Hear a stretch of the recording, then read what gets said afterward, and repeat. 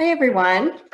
I think we're going to get started. There may be a few other folks joining us, but we want to be prompt and start at 7 or close to it.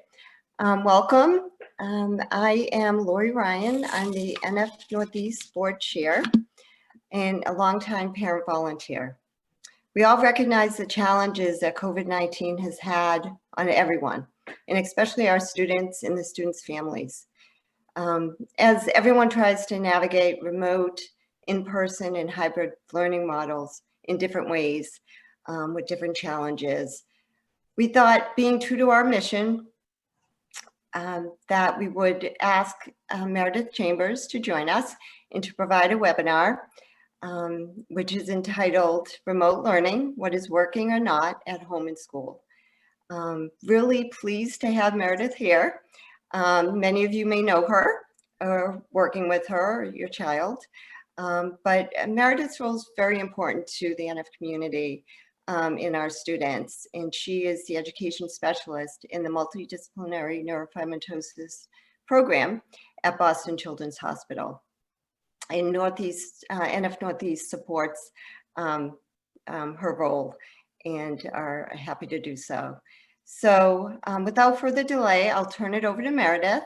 And please note that your microphones are muted in that we are taping this session so that we can put it on our NF Northeast YouTube channel. So you'll be able to see it later too, or refer to it as needed later on.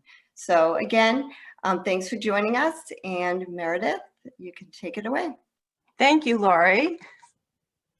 Let me get this up and going. All right.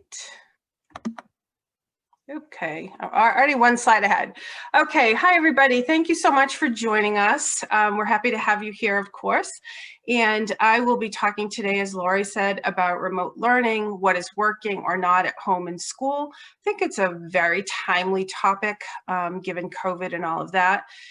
And I just want to, before I even start, give a huge shout out to you parents, all parents out there that are working with your children at home. It is such a huge task, one you didn't sign up for, definitely a challenge, and just kudos to you. It's huge. I know, you know, some people have had to leave a job, have had to alter a job, are, you know, having grandparents help. I mean, it's just been a lot for everyone.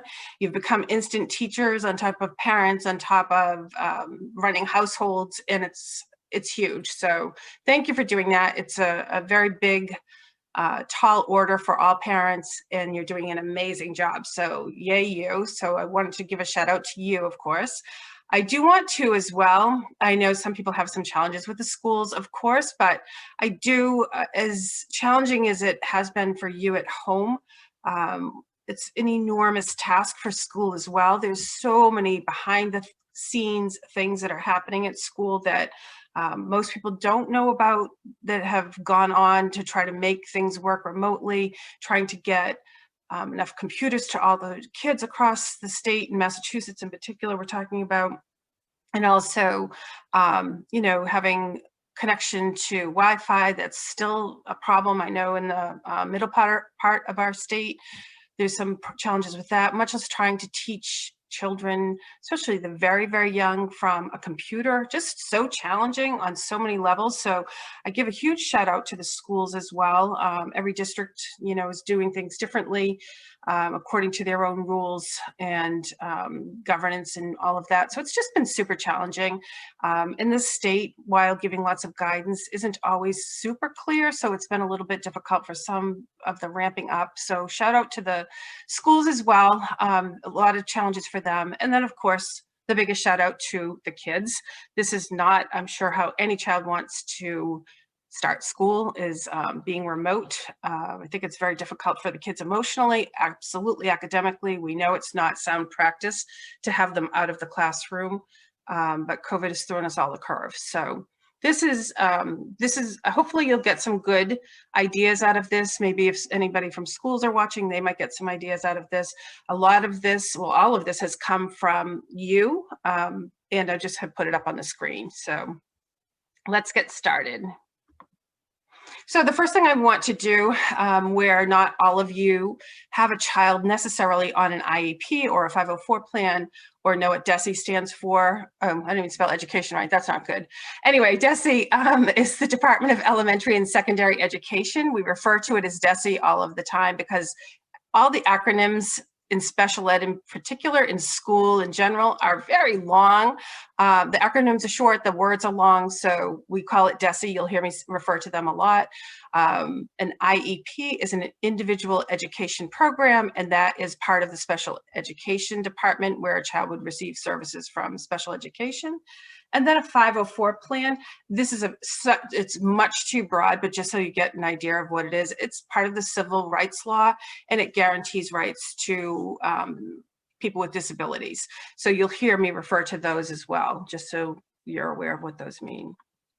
All right, so I figured I'd kind of start with the typical sandwich effect. So good things that are happening, we'll go through some of the challenges people are going through, and then we'll end with some good things that are happening as well, because I think there's a lot of very good things as well as, of course, the challenges that we're all experiencing.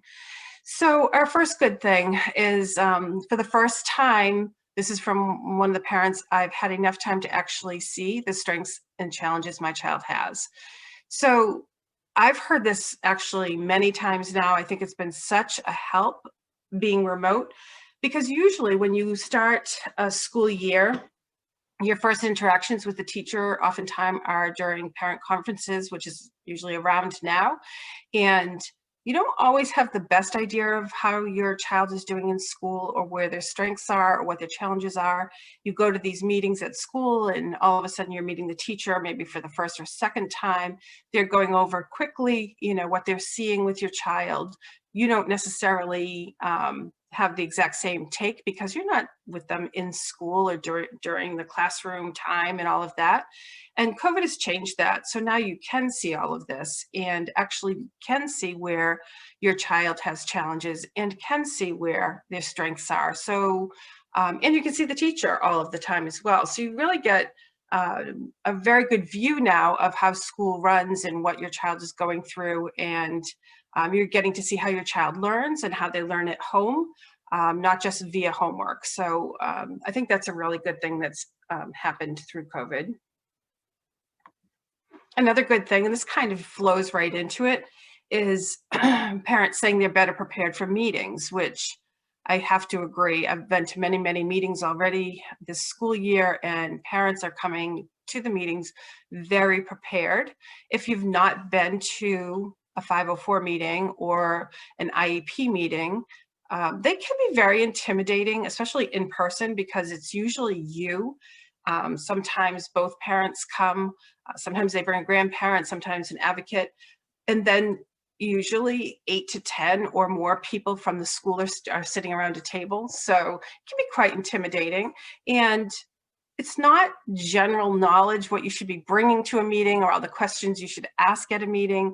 It can be challenging, especially if it's one of your first 5 meetings. It's very challenging to know how they run, what you should be asking.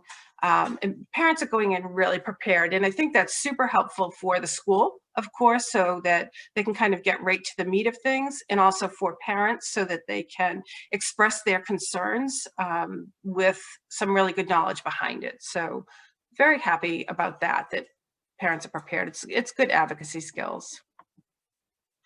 And another good thing, and I think this was a big sigh of relief for many, I feel lucky to have the choice to keep my child home all year, or if I want to send back and feel it's safe to do so, they can do that as well.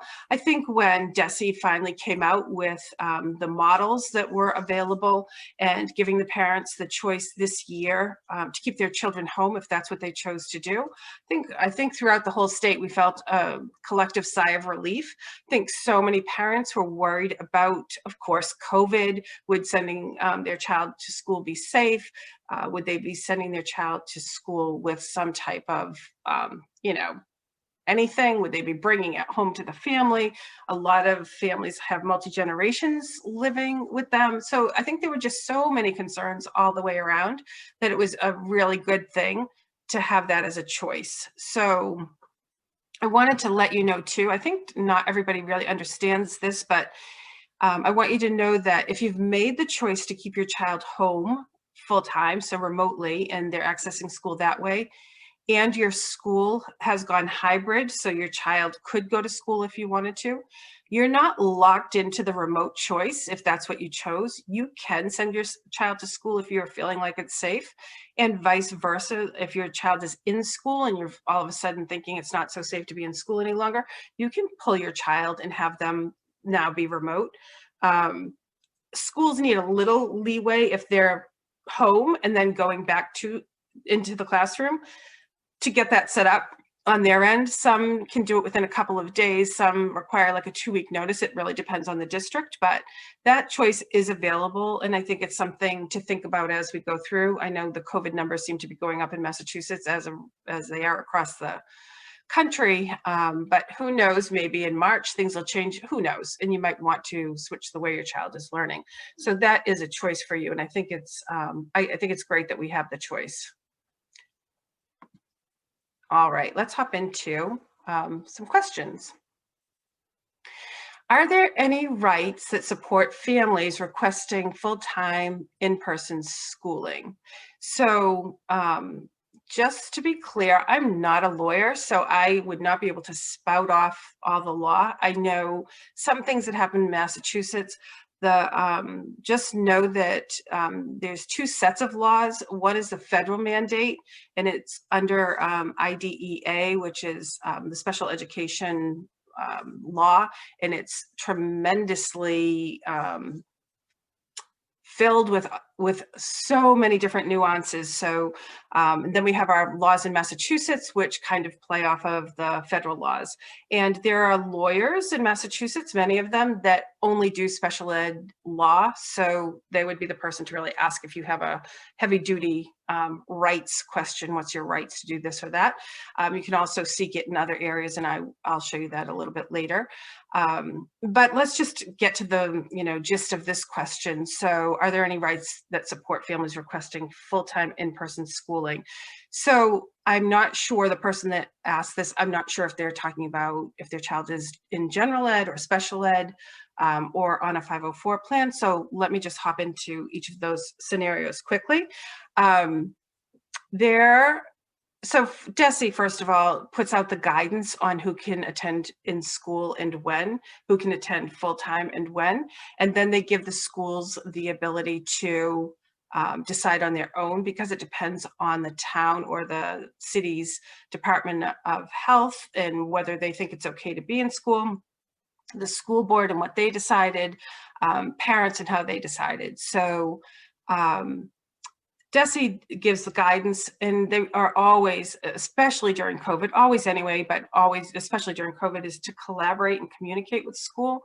So if you have a child that has no IEP or has no 504 plan, they're in the general education, I think you would be able to send them hybrid if your school has hybrid.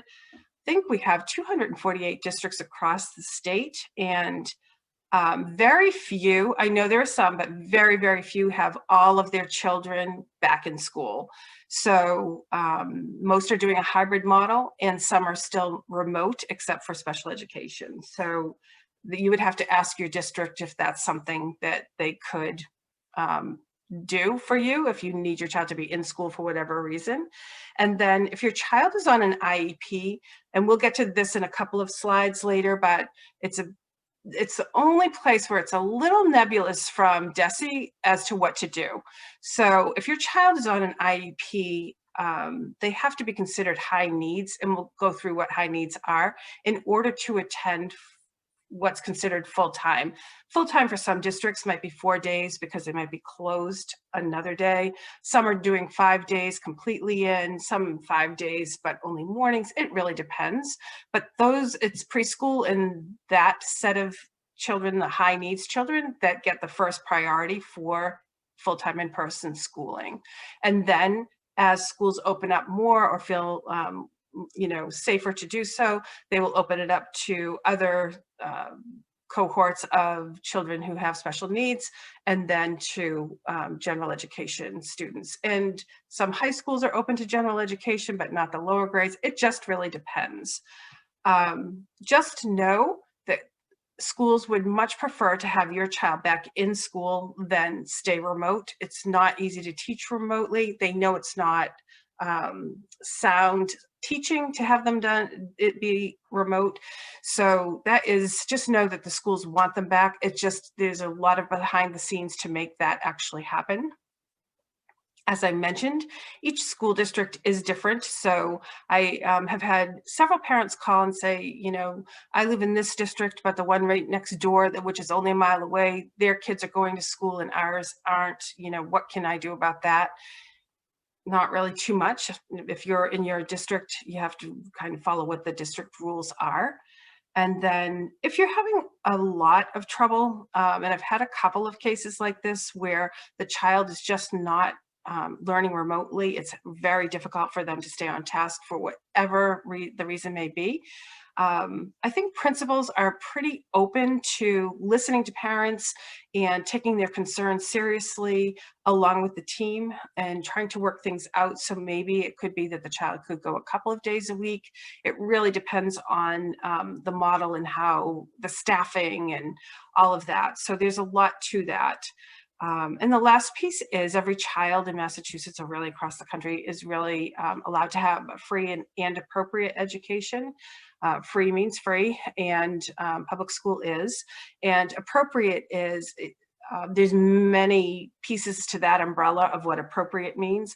One of them is they need to have a cohort of some kind. So if your child is the one that you want in school, but there's no other children of a like cohort, that wouldn't be an appropriate education. It would be a very restrictive environment, and part of schooling is to be in the least restrictive environment. So there's all kinds of things a school district has to take into consideration when bringing kids back. So I would say for that question, speak with the principal and see if anything can be done. And if not, there's other ways you can work around it, and we'll go through that as well. Next question. How can we help school understand the potential challenges a student with NF may face? Super question. NF shows itself in many different ways. So this is a really helpful question. Many schools have never heard about NF. And while it's quasi-common when there's 1 in 3,000 people that have NF, no school that I've ever been to has 3,000 students in it. So, and if they did, there may be one child with NF. So a lot of school systems have never even heard of this. So I think it's really a very good question to as to how do we help the schools understand. So if you have a child with NF, the first thing I would do if you're wanting to speak to them about it is meet with the teachers and let them know. And it's up to you to share whatever information you want to share. Sometimes there's physical aspects that go with it. Sometimes there's medical aspects that go with it. And sometimes there's social and academic, cognitive. So share what you want to about your child and let them know what the diagnosis may be and why. So that they have a better understanding of what your child is facing while in school. They can also keep a good watch on things. We at Children's often ask that the family get a neuropsychological evaluation when the child they can do it actually quite young, but typically of school age, first grade and above. You can get it younger than that, but they're more sound as far as academic ability when they're actually in school doing some academics. So, but that's always a really helpful tool to share with school if you get that done. Schools can do them, but an outside evaluation can go much deeper, only because they have more tests that they can do. Schools have a limited amount of testing materials. And the neuropsychologists that do these evaluations can dig a little bit deeper with them. And that is a good way to show a school system how your child is learning, what type of learner they are, and what best strategies would be available to help them. So we do encourage that. Another would be to call, if your child is on an IEP, or a 504 plan, and say it's a new school year, to call a team meeting and share the information. I think it's always helpful, even though some team members may be the same.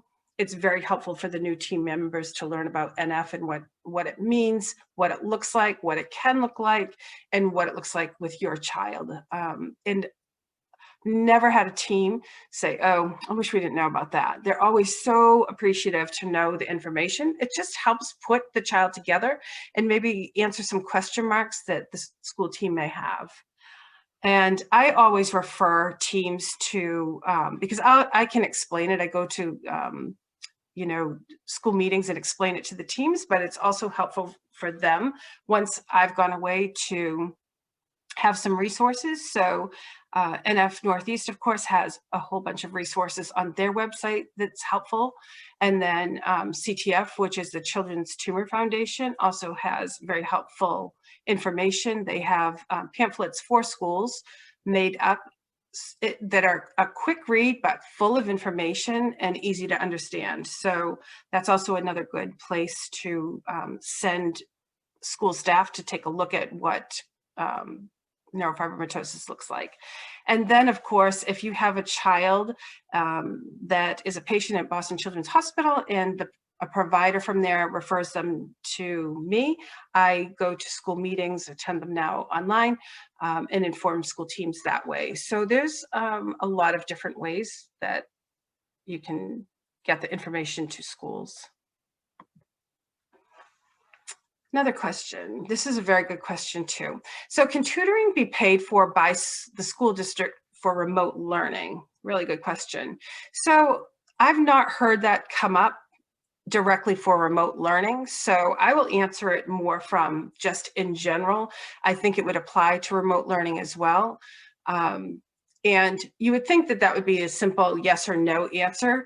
I did put the website at the bottom here. Tutoring is such a nuanced thing, you would be surprised. So it's quite lengthy, the description of what can be done and how it can be done.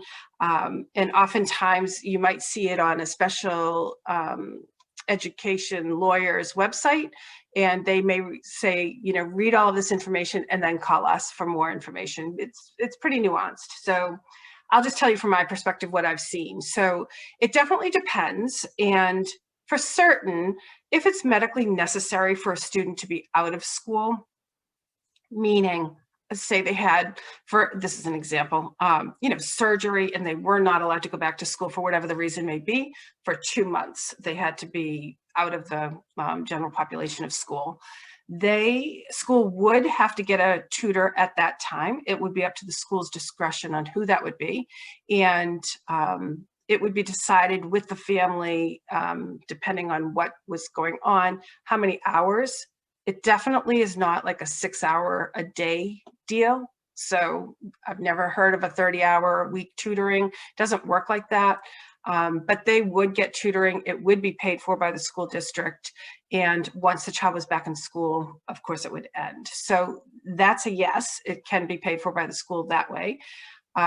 But in general practice, without having a medical reason for being out of school, it's not used as a general practice. And I will tell you, in all of my years, which is, I'll just say upward of 25, how about that? I've never ever seen it on an IEP, never. I'm not saying it can't happen. I'm sure it's on someone's IEP. I've never seen it. Nor have I seen it on a 504 plan where a school district will pay for tutoring. And here's why. If a child needs, say they're on an IEP, let's go with that, so they're getting special education services. If a child needs tutoring, that means they need, extra assistance learning whatever was taught in school, whatever subject it may be. And that is embedded typically in the IEP, either via a pullout service, or a special educator is going into the classroom to work with a small group of students, or maybe just with one particular student to get that extra help that is needed. So it's usually addressed that way in the IEP. If your child is not on an IEP, it's usually, or on a 504, it's usually done through something like response to intervention. You might hear it called in school RTI, where the child doesn't have actually any services at all, but the school is seeing that the child needs a little bit of extra help. So a RTI teacher or assistant will go in and help that student, maybe do a little pull out with that student to work on math or whatever. And almost all, I mean, I think every school that I work with, at least for sure, has some type of before school help or after school help where the teachers have to stay a certain number of days for a certain amount of time and offer help to students that need it. Or they have office hours, or there is study periods throughout the day where a child could access services that way. So, and that's the same for the 504, where a child could access a teacher, you know, during a study period or whatever they may call it. Sometimes it's called it's basically a study period. So where the child goes in, they're not learning an academic subject, but they have access to either one teacher, a special ed teacher that could help them on several subjects, or they have access to other teachers on the team that also have that same time available to meet with them. So it's not general practice, that's for certain. And I was thinking maybe if you know, you're looking for a tutor that doesn't need to get paid. Oftentimes, high school students have to do their community service hours. So that might be in some place you could call and ask if there's anybody that could tutor your child. But I would use the resources of the school for sure, because there's a lot of free help available. You just have to access it. Oops, sorry. Next question. Okay, this is a good one. My child isn't learning anything with hybrid. What can I do? When I hear those hugely blanket statements, isn't learning anything, usually things have been going wrong for a while. So I kind of look at it like a reverse cyclone where, you know, it started small and just grew. So now it's at the very top of the cyclone, and I'm hearing the child has learned nothing in school, nothing's working. So what we have to do is kind of take that huge piece of the cyclone and start narrowing it down so we can figure out exactly what's happening. So, and there's a couple of strategies to do before you get to that point where it's like, oh my gosh, nothing's working at all.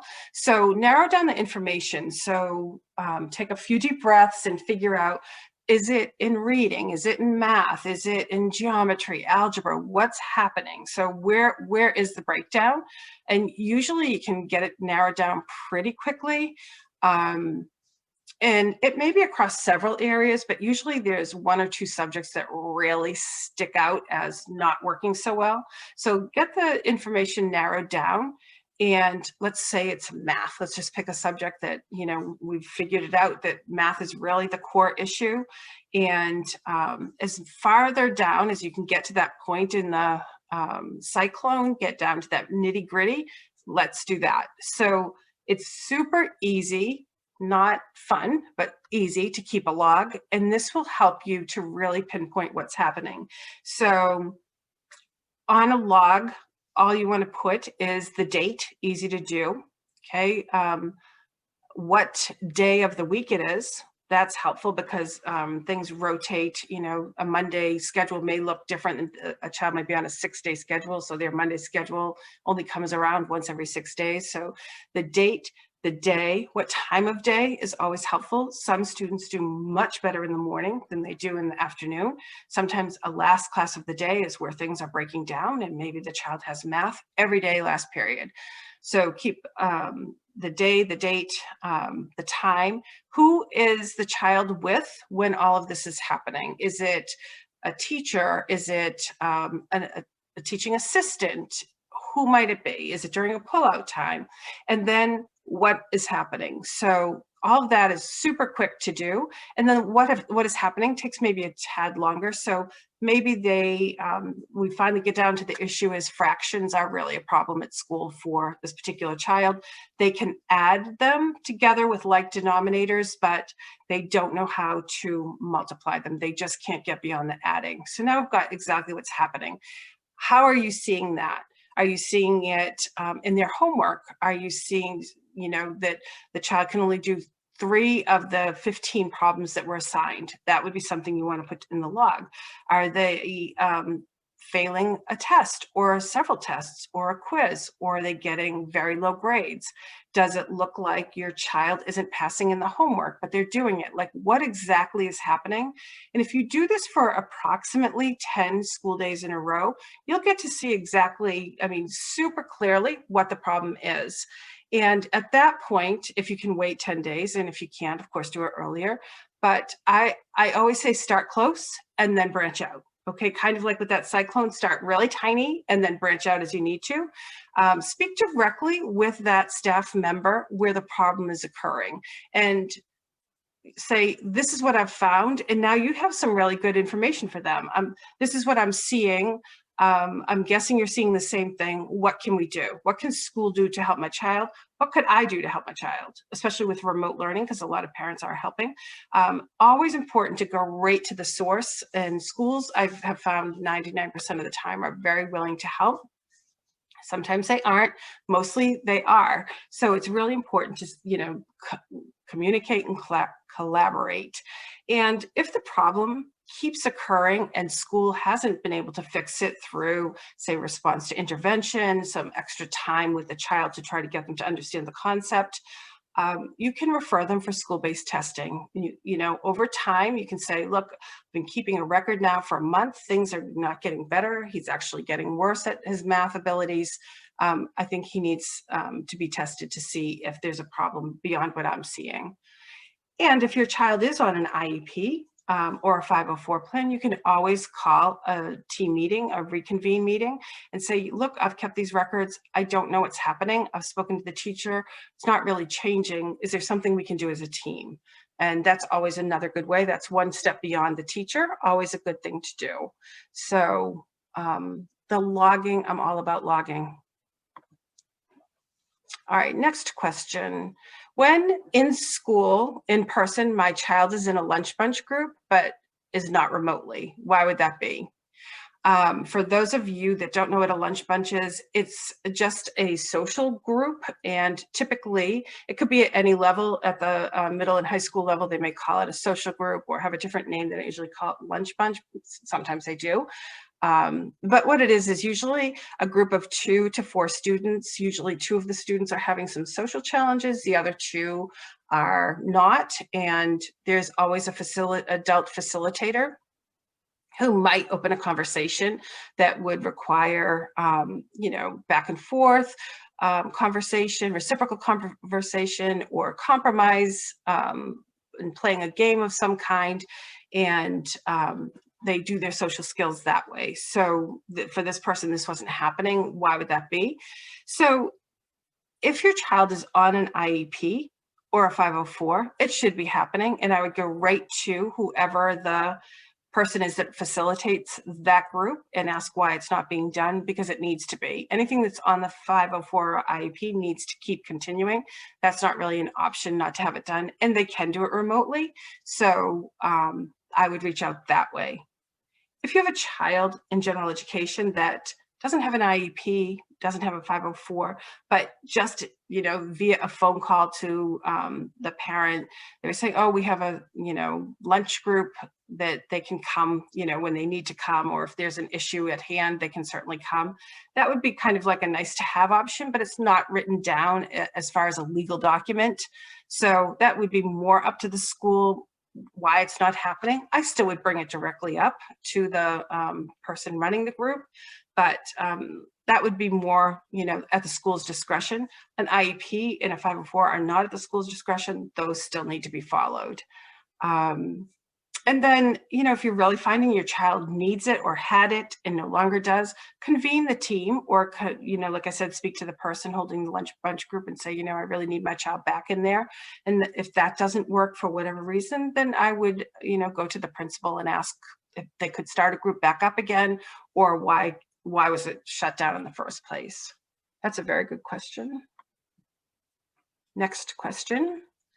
All right, we have met with a school, but still don't feel our child's educational needs are being met. What are our options? Really, really good question. So, and this will kind of fold back to that other question about rights of, who can go to school and all of that. So, if you have a child in school and their educational needs, in your opinion, aren't being met, you do have quite a few options. So let's go through them. So let's say this question didn't come with whether the child's getting special education services is on a 504 or just in general education. General education, if you've reached out to the child's teachers several times, you're seeing that your child is struggling in school, they've done the RTI, the response to intervention, or maybe some other ways of helping your child and things aren't seeming to improve, you can always seek school-based testing. If over and over again, your child seems to not be meeting their benchmarks, that would be the best thing to do if your child's not already on an IEP or a 504 plan. Or even if they are on a 504 plan, it depends on what testing was done to get on that. You can always ask for that as well. I think that's a very good and common way to find out what challenges your child may be facing. If your child is on an IEP, always good to ask for a team meeting. If things aren't going well, you need to advocate for your child, ask for a team meeting. And again, if you can keep a log, it's very helpful for the team, helpful for you, and meet with them and try to figure out what are next steps. Why can't we meet in the middle there? Same with the 504, you can meet with the 504 team. It's not as big a team as an IEP, but it definitely is another place, another avenue to pursue. You always can hire an advocate. There are many of them in Massachusetts. All you have to do is Google and you'll come up with many advocates. If you do go that route, I would always suggest finding someone in your school district area that knows your school system pretty well. Schools run very differently. So to get somebody that has no idea about how your school district runs might be a little bit more challenging. They could still do it, but that's how I would do it, somebody that knows your school system. You can always hire a lawyer. I think that's like your last step. I don't think it's, I would never do that as a first line of defense. It's not necessary and it's extraordinarily costly. Usually you can get to some agreement without that. Sometimes you have to have a lawyer at the end, but that would be like my very last step.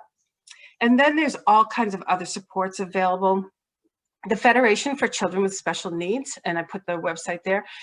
This is all in Massachusetts, by the way, just so you know. If you're not from Massachusetts and you're listening to this, you may, have a similar type of program in your state. But they are they provide information, support, and assistance to parents of children with disabilities, their professional partners, and their communities. Our Federation for Children with Special Needs does a lot of parent trainings, advocate training. They teach parents to advocate. They're very good about that. They also have an area on their website where you can ask a legal question or questions, and they will get back to you. I think they said usually within a couple of days with an answer. So that's another really good spot to seek some information when things aren't really working out at school the way you're hoping they would. And then this is kind of, I don't think too many families know about this. I think it's a really great thing. So DESE, our Department of Ed, has what they call a problem resolution system. This is good to know, and I give you the website there. This is for any child. This is not specifically for a child that has disabilities or a child that is in special education. It's for any child, which is really helpful. And it's also free. So that's another very helpful thing. And it says through its problem resolution system, or PRS, DESE handles complaints that allege a school or a district is not meeting legal requirements for education. So that's pretty important. Anyone, including parents, students, educators, community members, and agency representatives can contact the PRS office for assistance. So very briefly, how it works is you can actually file a complaint online and send it in to PRS. PRS will review it. They will get in touch with the school district citing your complaint. They will send a copy of that to the school district. They will also send a copy to you. So you'll always have 2 copies of things, your copy and the district has theirs. They will outline for the district what the district might need to do to solve the problem and a time frame in which to have it solved. Usually, I don't know, it's usually about a 2-week time frame. And then the school district will typically get in touch with the parents, try to figure out ways to fix whatever the problem is, and go from there and let the PRS people know what they're planning to do. And then PRS will come down with some type of plan in place and what the district has to do. So, or the parents, or maybe it's that the district wasn't doing anything incorrect, and they'll let the parents know that what they've been doing has been okay. So it's really a very good system. I would encourage you to use it if that's something that you're finding might be helpful. And then the Bureau of Special Education Appeals, we call it the BSEA in Massachusetts. It's a little bit more formal than the PRS system, and they're the branch of the government that conducts due process hearings. They do mediations. Due process hearings are when lawyers typically are involved when the families in the districts just cannot come to an agreement. So they will conduct those hearings. They render rulings. You can go online and read the different rulings of things that have happened in different districts. It's very interesting to do that. Their decisions, and they're often, the rulings are on eligibility, types of evaluations that were used, placement, is your child placed correctly, what's going on with the IEP, are they written correctly, however that may be. And then they also have the provision of special education and procedural protections for students with disabilities. So that's another place you can go. So you have lots of places to get assistance if you're not sure how to access it yourself. Next question. Is school required to implement all accommodations on a 504 during remote learning? I would say generally, yes, they are. And so those are accommodations typically. They're not special education where a special education teacher is working with a student. It's more things like sitting close to the teacher, or maybe they're sitting on a bouncy chair because they need that to help them focus, or they need to take several breaks an hour because they're kind of antsy, or whatever it may be. That's what accommodations are. Maybe they need longer to take a test. Maybe they need specific graph paper to keep aligned with a math problem. It's all kinds of different accommodations that are available. So yes, they are, but some of the accommodations as written are for a full classroom. They're not meant for a Zoom meeting where there's just one-to-one or a teacher and the child is sitting by themselves anyway. So if your child was taking a quiz, for example, and they require a separate setting, of course they're at home, that is a separate setting. Or a child oftentimes is supposed to be seated close to the speaker when they're in amongst 20 other children. At home, they're right with the speaker when they're on Zoom. So things like that wouldn't be, but everything else should be. I think I got a lot of calls, especially in the beginning. They thought that 504s just weren't going to be followed, and that's not true. Many things on a 504 can be and should be implemented. That's part of the law as well. And then the parts that are just for a large group setting, they'll be implemented again when school's back in session. And if you're also finding that some of the accommodations aren't working, or they need to be tweaked, or new ones need to be added, ask for the 504 team to reconvene. That's perfectly okay to do and logical, and discuss adding different or new or tweaking the accommodations that are there. All right, my child was diagnosed with NF, and I do not want to share with the school because I'm afraid he or she will be labeled. Does school need to know that your child has NF? Very good question. Actually, this is more common than you might think. My answers are always the same, and it comes from being an educator for many, many, many years, while also respecting that, a medical diagnosis does not have to be shared. So first and foremost, it's always a parent choice to share or not. You do not have to share with the school. No, you don't have to. That's up to you. And as we talked about before, NF presents itself in many different ways. Sometimes it's a physical, challenge. Sometimes it's a medical challenge. Sometimes, meaning, maybe the child gets severe headaches or, something like that. Sometimes it's an academic challenge. Sometimes social challenge. Sometimes it's a combo of all of those. It just depends on the child. So that said, no, you don't have to share. It's up to you and your comfort level. And then when you do decide to share, you share what you want to share. You don't have to share every single piece. I always say, like, if you're wanting to share and people say, how much should I share? If it's impacting school in some way, maybe they can't climb, they've got something wrong with their leg and they can't climb the school, playground equipment, I would share that, yeah. But if it's something that has absolutely nothing to do with school, it's not impacting school at all, then no, I don't think you would have to share something like that. So if it's helpful for school to know because it is impacting participating in school, I would share that, yes. It's always very helpful, and this really goes for anything, not necessarily just NF, but really any diagnosis or any big change that might be happening within your family.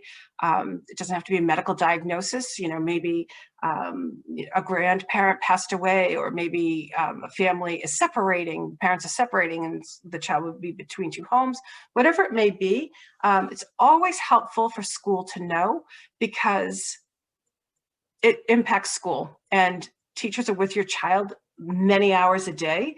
And it's very helpful, especially with NF, where it has so many different capabilities of showing up in different ways.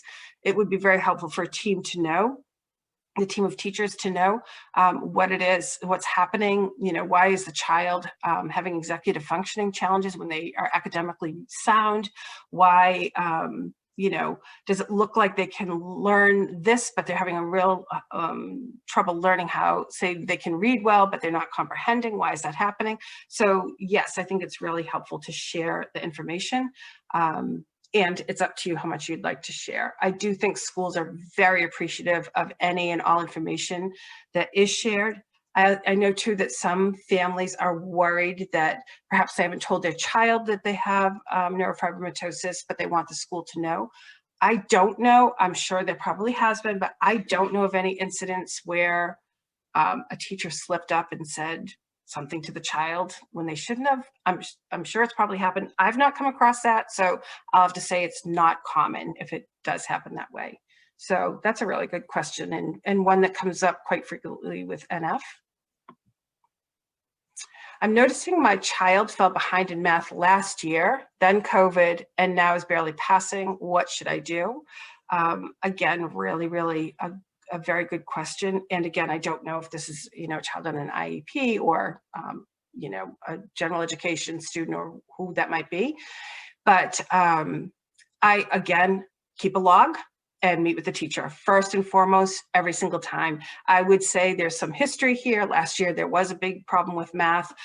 Generally, it was, say, on word problems or the ability to apply math skills. Whatever you found last year to be happening, share that with this year's teacher. And then I think we all know that the spring COVID school was just not okay on so many levels, and many kids fell behind. So that would be that. And then now they're trying to ramp back up and the child's continuing not to do well. Talk with the teacher first to discuss strategies. Maybe they can help, maybe they can't. If things don't improve pretty quickly, I would absolutely refer the child for school-based testing so that you can get a good idea of what's happening, particularly if the child has NF. I think that would be super important to know because if we're seeing challenges in one area, there's typically overflow into another area. It's rare that a child only has difficulties in one area with school academically if they have NF and you're seeing some challenges. So I would do that. I would absolutely do a referral for school-based testing. And I will tell you super quickly, there are timelines with that. There's no need to go into the whole entire process, but just so you know, you would make the referral as a parent. School has 5 school days to respond to that. Typically, it's always okay that they will do the testing. They will send a consent home to you. They ask, will you allow the school to do the testing? You sign it, you say, yes, I will allow that. And when you send it back to school, the day school receives that, the clock starts ticking for them. They have 30 school days. So that's without any holidays or school vacations or whatever. Right away, that's a month and a half, like without anything in the way. There's always things in the way. There's rarely a month in school that there aren't holidays or vacations. So bump that up to about 2 months. And then school has another 15 days. This is Massachusetts, by the way, another 15 days in which to call a meeting. So they finish their testing and then they get another 3 full school weeks before they have to meet. I would say virtually every district I've ever worked with will take the full 45 days, give or take a day on each end. They have rights, you have rights. There's nothing wrong with that. It's long. It's just a long process, just so you know. So to get to the determination, you're talking 2.5-ish, maybe 3 months, depending on what's happening, or if vacations are in between there somehow. So early planning, the better. And also know on the flip end, by about April vacation, schools won't take any more referrals because that 45 days starts running very low. So there's just a certain amount of window. Use it wisely for sure, but that's what I would do. Okay, our family is moving to a different town. Does the new school have to follow the IEP? Or do we have to go through the whole process again? So yes and no. Yes, the new school has to follow the IEP, whether they move to a different town, Massachusetts to Massachusetts, or they moved out of state. Yes, they have to. That's part of the federal law. You bring the IEP with you to the new school, they do have to follow it, yes. Do you have to go through the whole process again? No, you don't. If they're going to public school, that they're federally funded, so that would work that way. And this is one of the reasons why it's so important to get all of the information onto an IEP. I think a lot of people in last September, had no idea we'd be, going through all of this, obviously. And, some people have had several families that have had to move for whatever reasons. And it's important that the IEPs are filled out correctly. I've sat at many team meetings, you may have as well, where, say, an accommodation was being asked to please write into the IEP that the child needs to repeat back the directions for understanding. I have had many teachers say, well, we do that as best practice, like it's a big deal, And that's great that they do it as a best practice, and it should be then not an issue whatsoever to put it into the IEP. Because even within the same town, maybe the child's in middle school, that's best practice there, but it's not best practice at the high school. It needs to be super clear, but you just never know, and it's a legal document. So you want everything in there that needs to be in there. The things that they can change, of course, not every school. Some schools are on a 5-day cycle, some are on an 8-day. I've had schools on 10-day cycles. That would get changed to whatever the cycle is at the new receiving school. And same with timeframes. Maybe the reading class that they're being pulled out for at your current school is 45 minutes each time. But you go to the new school and now it's 30 minutes. They'll figure out the numbers so it works out correctly, but those things can be changed, but not the IEP in general, not the goals on the IEP. Really good question. Okay, I believe my child is high need and needs to be in school. Oh, I gotta be mindful of our time. I gotta go quickly. Needs to be in school, but school does not agree. What is considered high need during COVID? Very good question. So this came right out of DESE. High need is if the child's already been diagnosed on an IEP with this primary disability level of need is PL3. So there's that. And under that, they have to have 2 criteria that they meet. And this is to go to school in person full-time as much as the district allows.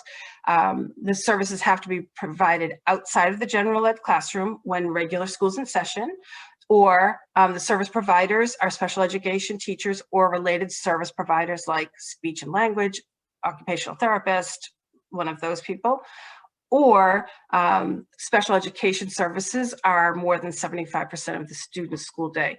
Those students are considered high needs, along with others. So there's that. And then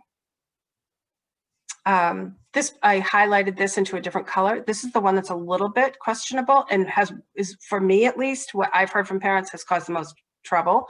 Let's do these quickly. Students who primarily use aided and augmentative communication devices, they would be allowed in school. Those are kids that have maybe hearing aids or have vision challenges, and they would be allowed in school first. Students who are homeless, that's easy and clear, foster care, congregate care, or students who are duly identified as, dual speakers, like a Spanish speaker and an English language learner, they would be first in. This is the one that's a little bit questionable. Students who cannot engage in remote learning due to their disability-related needs. Oh, that leaves things wide open. So maybe you think your child isn't doing well remote learning, but school does. So how do we fix all of that? So that's the one that's nebulous, and this is the one that has caused the most challenges. So again, meet with your school. If things don't work out after you've met several times, if you go back a couple of slides, you want to do the PRS system, you want to use the BSEA, any of the other areas that I talked about before, because this is really nebulous. That's one I think Desi maybe could have outlined a little bit more clearly, because it leaves it very open to both parents and school for interpretation, where the others are super clear. All right, we're at the end. Good things happening. So I'm ending on the good note as well. The teachers at school have office hours, and that's been so helpful for my child and for me too. I've heard this so many times, and teachers are offering office hours from pre-K all the way through high school, which I think is great.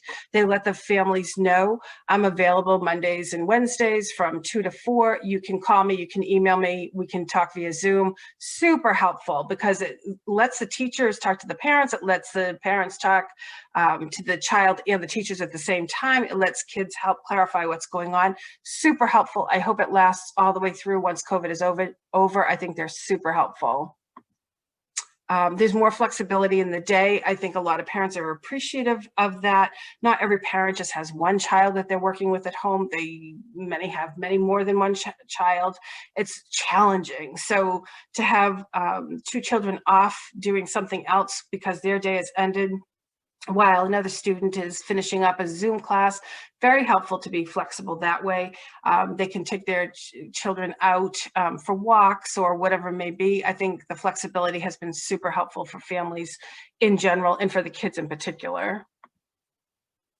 And I know my children's teacher is much better than I ever have. I think that's so true. I think it's great for relationship building. I think it's super important. I hope that continues as well.